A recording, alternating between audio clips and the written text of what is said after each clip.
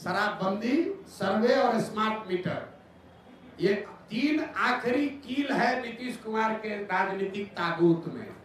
ये सिरे से इनको साफ कर देगा। ये जो सर्वे शुरू कराया है, हर अंचल में लोग बता रहे खतियान निकालने के लिए, अपना खतियान निकालने के लिए लोगों को 5,000-10,000 रुपया लग रहा है।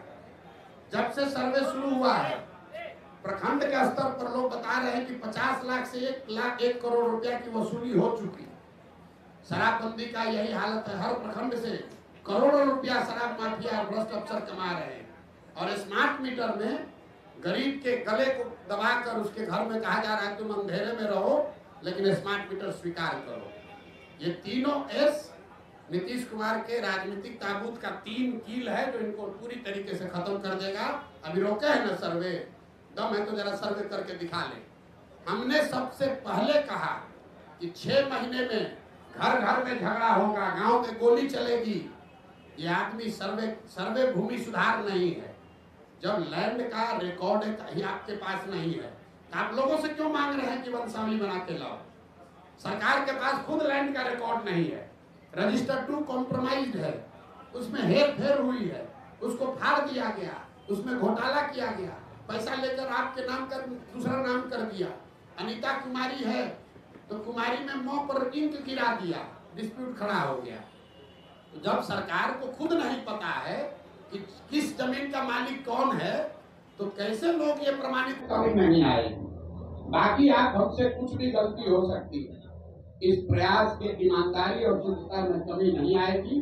और उसका पहला पैमाना, पहला कसौटी था कि मैं पैदल चल रहा हूं कि नहीं। आप में से कई लोगों ने कहा कि पैदल चलने से क्या होता है, प्रशांत किशोर तो बिजनेसमैन है, कितना दिन चलेगा। लेकिन मेरा बड़ा से बड़ा विरोधी भी ये नहीं कह सकता है कि 2 साल से मैंने ईमानदारी से अपना चलना पूरा किया है कि नहीं। गांव में ही रहे हैं, गांव में चले हैं। और इसी बिहार में जहां मुखिया बन जाने के बाद भी आदमी कहने लगता है कि हमको बहुत हमारे जान पर खतरा है, बिहार में जान का खतरा है, बिना बाहुबल के राजनीति नहीं कर सकते हैं। आप में से जिन लोगों ने भी जन सुराग की यात्रा देखी है, इतनी बड़ी व्यवस्था है लेकिन इसमें एक सिपाही और हवलदार ना पहले दिन था, ना आज है, ना आगे होगा। मैं गांव के सरेहों में ही सोया हूं और आज तक ये बिहार की जनता की काबिलियत है, उसका कैरेक्टर है। मैं आपको कैमरे पर बता रहा हूं, चाहे जिस किसी समाज के गांव में मैं गया हूं, मुझे लोगों ने उतना ही सम्मान दिया है, प्यार दिया है। मुझे किसी कुत्ते ने भी नहीं काटा है आज तक। 2 वर्ष से हम लोग पैदल चल रहे हैं।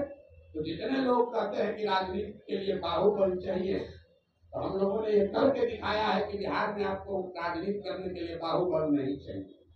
दूसरी कसौटी इसकी ये होगी कि मैंने कहा था कि मैं इसका नेता नहीं बनूंगा। लोगों ने कहा अरे अभी तो कह न रहे हैं, देखिएगा यही बनेंगे। तो 2 तारीख को आपको दिखेगा कि प्रशांत किशोर जब तक पदयात्रा जो कर रहे थे वही वापस 2 के बाद भी करते नजर आएंगे। 2 तारीख को नया नेतृत्व बिहार से घोषित कर देंगे। तीसरा मैंने ये कहा था कि जिस आदमी को भी इसका नेतृत्व चुनकर देंगे वो आदमी प्रशांत किशोर से ज्यादा काबिल आदमी होगा। तो आज जिनको हम बना रहे हैं आप देखिएगा, वो आदमी प्रशांत किशोर से ज्यादा विद्वान और होशियार कैरेक्टर वाला होगा, ऐसा मेरा विश्वास है। उस कसौटी पर आप लोग कसिए 2 तारीख को। और फिर जब यहाँ का एजेंडा जारी करेंगे मार्च में, तो आप सारे विद्वान लोगों से मैं आग्रह करूंगा कि 2 महीना तक जिसको भी जिस विषय की जानकारी है आप पूरी तरीके से उस बात का अध्ययन करके सवाल कीजिए कि क्या 1 वर्ष में बिहार में पलायन रोकने का वादा पूरा किया जा सकता है कि नहीं। कोई बात बिना जांचे परखे नहीं करना, हमारे कहने पर नहीं, हमारी कथनी पर नहीं, हमारी करनी पर आपको भरोसा करना है। अगर उस करनी के द्वारा हम आपका विश्वास अर्जित कर पा रहे हैं तो बात को इसका समर्थन कीजिए। अगर हमारे कथनी और करनी में फर्क है तो मैं आपको सामने से कह रहा हूं कि सबसे ज्यादा मेरा बकिया हो जाएगी। आज 11 बजे दोपहर में प्रशांत किशोर ने प्रेस वार्ता को संबोधित किया और वहां पर वो भाजपा और ये कहे तो एनडीए पर हमलावर हुए और उन्होंने कहा कि हमारी लड़ाई जो है वो सीधी एनडीए से है भाजपा पर बड़ा आरोप लगाते हुए उन्होंने कहा कि भाजपा पूरी तरीके से नीतीश कुमार के सामने नतमस्तक हो गई है। वो अपना प्रदेश अध्यक्ष भी ऐसे व्यक्ति को चुनकर बनाई है जिसे किसी प्रखंड में पंचायत में 10 आदमी भी ढंग से नहीं पहचानता हो। तो बताइए, ऐसे ऐसे कमजोर आदमी के जिम्मे पूरा बिहार दे दिया गया है। इस पर देखिए, सबसे पहले कि लड़ाई किससे होती है? जो मजबूत होता है। तो कहीं ना कहीं भारतीय जनता पार्टी मजबूत है उनके नज़रों में, तब तो वो अपने आप को लड़ाई में जो है भारतीय जनता पार्टी से मानते हैं। और भारतीय जनता पार्टी का मुकाबला जिसकी पार्टी अभी बनी नहीं है और वो करने चले हैं, जो दुनिया की सबसे ज़्यादा सदस्यों वाली पार्टी है। हमारे 1 दर्जन से ज़्यादा राज्यों में सरकारें हैं, हमारी आधा दर्जन राज्यों में गठबंधन की सरकारें हैं, हमारा जो है केंद्र में सरकार है और तीसरी बार सरकार है। बिहार के अंदर में भी लंबे समय से हमारा एनडीए का सरकार नीतीश जी के नेतृत्व में है।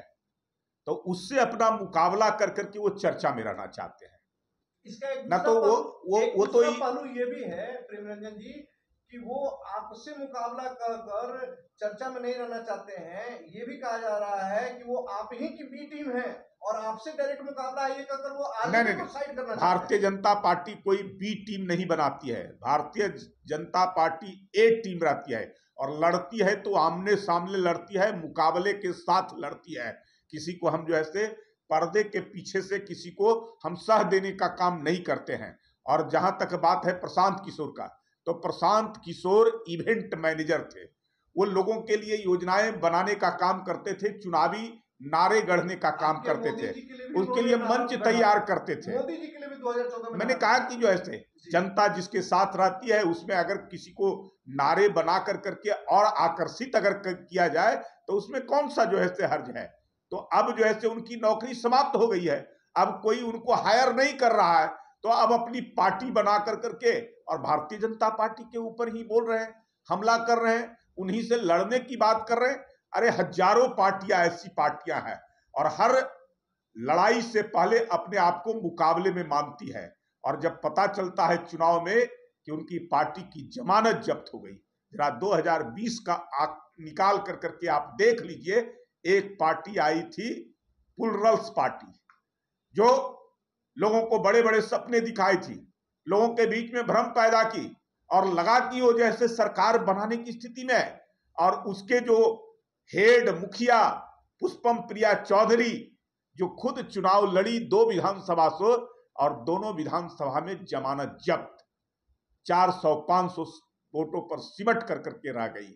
तो मुझे लगता है कि प्रशांत किशोर का भी अस्त्र अगले अगर पार्टी बनाएंगे और चुनाव में जाएंगे तो खुद उनका वो लड़ कर करके देख लें।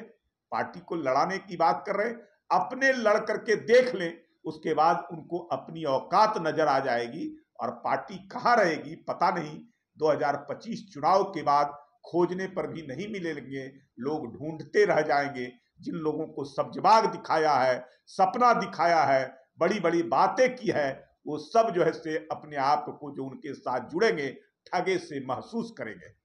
विधानसभा लोकसभा क्षेत्र में पिछले विधानसभा और लोकसभा चुनाव में भाजपा की भर पिट गई, एनडीए की भर पिट गई। उन सभी जगहों पर प्रशांत किशोर पद यात्रा नहीं करते हैं। प्रशांत किशोर वैसी जगहों पर पद यात्रा करते हैं जहां पर एनडीए की स्थिति मजबूत है। इसको आप किस तरीके से देखते हैं? मैंने कहा कि जो ऐसे उनकी इच्छा है, कहाँ जाएंगे, किस इलाके से अपना कार्यक्रम शुरू करेंगे और कहाँ अपनी पार्टी के लिए जो है आधार ढूंढेंगे, ये उन पर निर्भर करता है। लेकिन मुझे नहीं लगता है कि भारतीय जनता पार्टी जिन क्षेत्रों में, जिन इलाकों में है वहां कमजोर होगी। जिन कमजोर इलाकों में भी भारतीय जनता पार्टी मजबूत स्थिति में आने वाली है, उभरने वाली है। मुझे लगता है कि अगला जो विधानसभा चुनाव होगा वो एनडीए और महागठबंधन के बीच में होगा। एनडीए की सीटें इतनी आएगी कि कोई जो है सामने से जो है देखना मुनासिब नहीं करेगा। मैंने लक्ष्य निर्धारित किया है 2025 में 225 सीटों का, और कोई जो है हमारे मुकाबले में रहने वाला भी नहीं है 2025 के चुनाव में। सारे सहयोगियों को बरकरार रख पाएंगे सर 2025 में? पूरी तरह से महत्वाकांक्षा सभी की बहुत बड़ी है। पूरी तरह से हमारे साथ जितने लोग आते हैं पूरी मजबूती के साथ साथ रहने वाले हैं। हम सहयोगियों को सम्मान देते हैं, हम सहयोगियों के साथ अच्छा सलूक और व्यवहार भी करते हैं, सहयोगी हमसे संतुष्ट रहते हैं, इसलिए तो हमारे साथ जुड़ करके रहते हैं। हमारे साथ लंबे समय तक सहयोगियों का साथ रहने का भी रिकॉर्ड है। जब अटल जी के नेतृत्व में 25 दलों को साथ लेकर के 5 वर्षों तक सरकार चलाने का अनुभव मेरे पास है, तो फिर जो है सहयोगी कहाँ जाएंगे? बाकी पार्टियों के नहीं है, महागठबंधन बनती है जिनमें विचारों का कोई आदान प्रदान नहीं होता है, केवल अपने स्वार्थ के लिए इस चुनाव के समय में साथ होते हैं और चुनाव के बाद अपनी ढपली अपनी राग अलग अलग रास्ते चल देते हैं।